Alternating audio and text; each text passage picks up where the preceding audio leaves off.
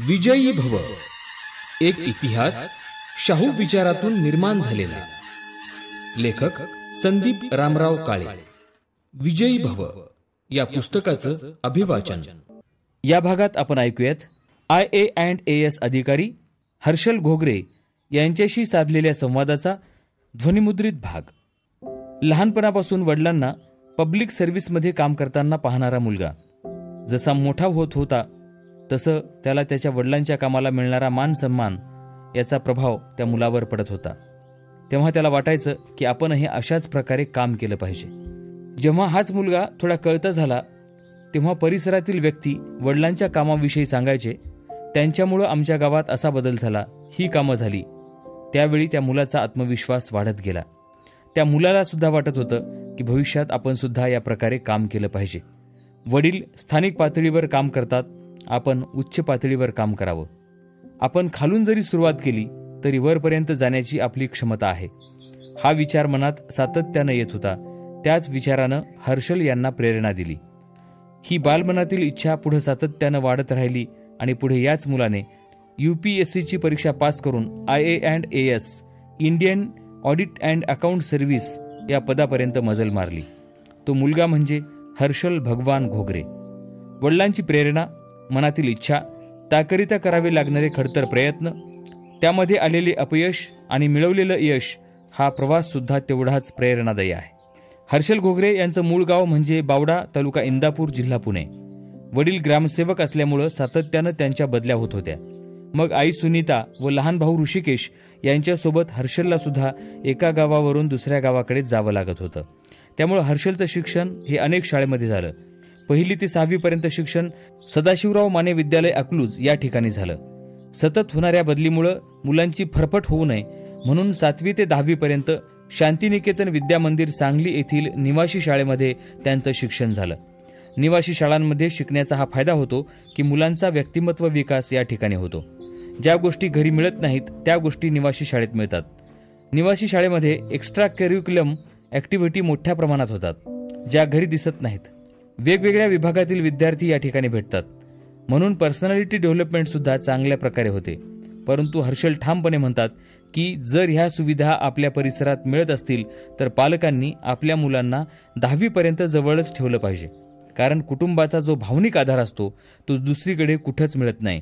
त्याचप्रकारे जी चांगली मूल्ये असतात ती केवळ परिवाराकडूनच मिळू शकतात.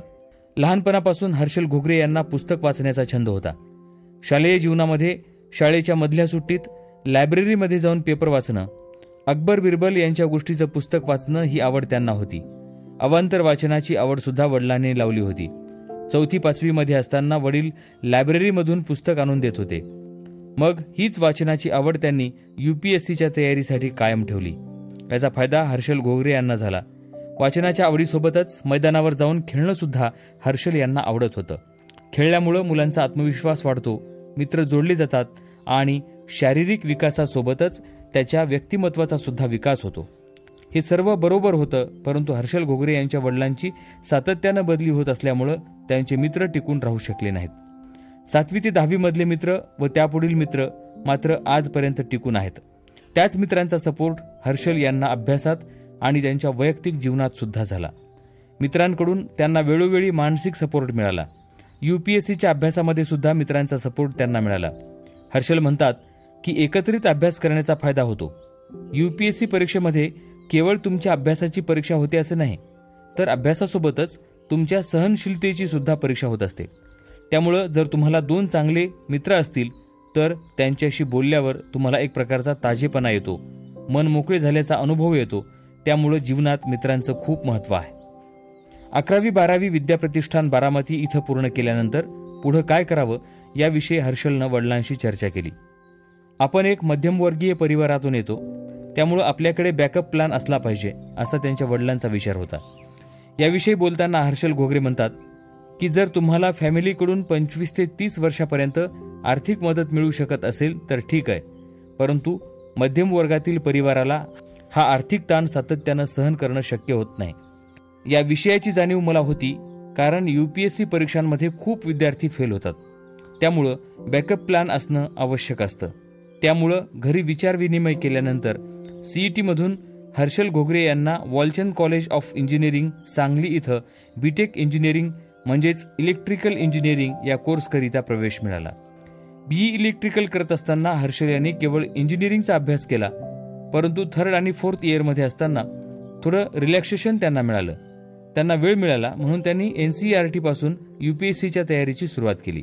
आपलं इंग्रजी ज्ञान वाढवण्यासाठी इंग्रजी न्यूजपेपरचं वाचन त्यांनी सुरू केलं. 2017ला ग्रॅज्युएशन पूर्ण झाल्यानंतर त्यांनी UPSCचा अभ्यास सुरू केला. हा अभ्यास करताना त्यांना अनेक अडचणींना सामोरं जावं लागलं. दिल्लीत जाऊन राहणं, परिवाराला होणारा आर्थिक ताण, येथील वातावरण व संस्कृतीशी जुळवून घेणं, खाण्यापिण्याचा होणारा त्रास, त्यामुळं बिघडणारे आरोग्य, मनावर असणारे एक प्रकारचे दडपण, या ठिकाणी विद्यार्थ्यांना एक प्रकारचं चॅलेंज असतं, ते म्हणजे संपूर्ण भारतातील विद्यार्थ्यांच्या सोबत त्याला स्पर्धा करायची असते.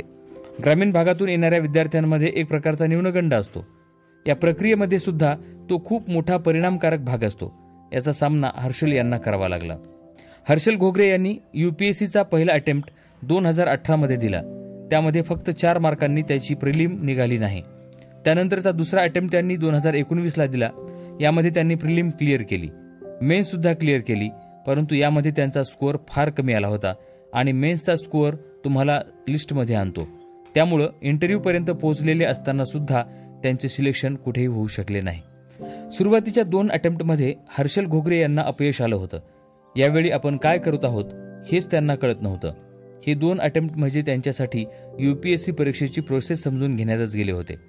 2019मध्ये दिलेला त्यांचा इंटरव्ह्यू हा त्यांच्यासाठी खूप मोठा अनुभव ठरला. यावेळी सर्वात शेवटी त्यांचा इंटरव्ह्यू झाला. या इंटरव्ह्यूविषयी बोलताना हर्षल घोगरे म्हणतात की ग्रामीण भागातून येणाऱ्या विद्यार्थ्यांना इंग्रजी भाषेचं खूप दडपण येत असतं. यावेळी 30 कॅन्डिडेट निघून गेल्याच्या नंतर माझा इंटरव्ह्यू झाला. त्यावेळी जेव्हा एक उमेदवार इंटरव्ह्यू देऊन बाहेर पडत होते तेव्हा मी फक्त त्यांच्या चेहऱ्याकडे बघत होतो. आपला इंटरव्ह्यू कधी होतो ही वाट पाहणं सुद्धा तुमच्या स्थिरतेची परीक्षा घेत असतं. मनावर एक दडपण येत असतं. ते हँडल करण्याची मानसिकता ग्रामीण भागातील विद्यार्थ्यांमध्ये आलेली नसते. माझा इंटरव्ह्यू व्यवस्थित झाला नाही. 2019चा इंटरव्ह्यू कोरोना काळात झाला होता. या इंटरव्ह्यू नंतर त्यांना जाणीव झाली होती की आपण हा इंटरव्ह्यू क्लिअर करू शकत नाही. त्यावेळी अक्षरशः त्यांना रडायला आलं होतं. त्यामुळे ते दिल्ली इथं न थांबता सरळ घराकडे निघून आले. घरी आल्यावर त्यांनी वडिलांना सांगितलं की माझ्याकडून आता UPSCचा अभ्यास होणार नाही. मी 100% माझे योगदान दिले होते, परंतु माझा इंटरव्ह्यू व्यवस्थित गेला नाही. मी यापेक्षा वेगळं अजून काही करू शकत नाही. त्यामुळं आता मला UPSCचा अभ्यास करायचा नाही. परंतु आई वडील व मित्रांनी धीर दिला आणि सांगितलं की तू करू शकतोस. UPSCमध्ये अपयश, फेल्युअर हे येतच असतात. तुझ्यामध्ये क्षमता आहे, करत राहिलं पाहिजे, तुझ्याकडे अजून वेळ आहे. याचबरोबर आई सुनीता यांनी सुद्धा हर्षलला मायेनं समजावून सांगितलं. हर्षल घोगरे यांना मिळालेला हा भावनिक आधार खूप मोठा होता. आईविषयी बोलताना हर्षल म्हणतात, आईचे माझ्या आयुष्यातील योगदान मी कधीही विसरू शकत नाही. शांतपणे सर्वच परिस्थितीचा सामना करणारी आई माझ्या सतत डोळ्यासमोर असते. त्यामुळं आता मी सुद्धा कितीही वाईट परिस्थितीत विचलित होत नाही.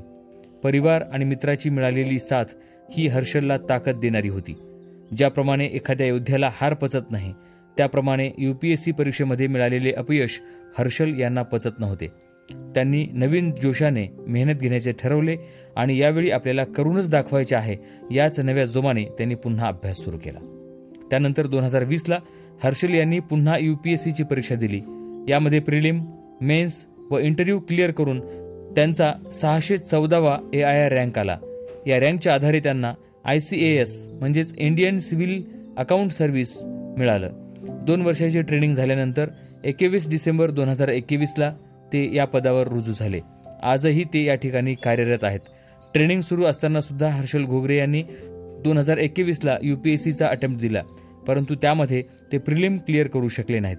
2022ला प्रिलिम मेन्स क्लिअर केली, परंतु इंटरव्ह्यू क्लिअर करू शकले नाहीत. 2023ला दिलेल्या UPSC परीक्षेत त्यांनी प्रिलिम, मेन्स आणि इंटरव्ह्यू क्लिअर करून 308 हा ऑल इंडिया रँक मिळवला. यामधून त्यांना Indian audit and account service मिळालं. यामध्ये राज्य आणि केंद्र शासनाद्वारे होणाऱ्या खर्चाचं ऑडिट करणं व ते सदनामध्ये मांडणं हे काम आहे. त्याकरिता त्यांना ICAS या पदाचा राजीनामा देऊन पुन्हा 2 वर्षांची ट्रेनिंग करावी लागणार आहे. त्यानंतर ते 2026ला IA&AS या पदावर रुजू होतील. यश मिळाल्याच्या नंतर लोकांचा पाहण्याचा दृष्टिकोन बदलतो, त्यांना मिळणारी ट्रीटमेंट बदलते. हर्षल घोगरे याविषयी म्हणतात, की या गोष्टीचा थोडा त्रास होतो, पण ज्या गोष्टी आपण बदलू शकत नाही त्या सोडून द्यायच्या आणि ज्या आपण बदलू शकतो त्यावर फोकस करायचं. खरं तर या मान सन्मानाची गरज नसते. अधिकारी म्हणजे लोकांचे काम करणारा एक शासनाचा प्रतिनिधी असतो, परंतु तो मान सन्मान मिळतो हे सत्य आहे.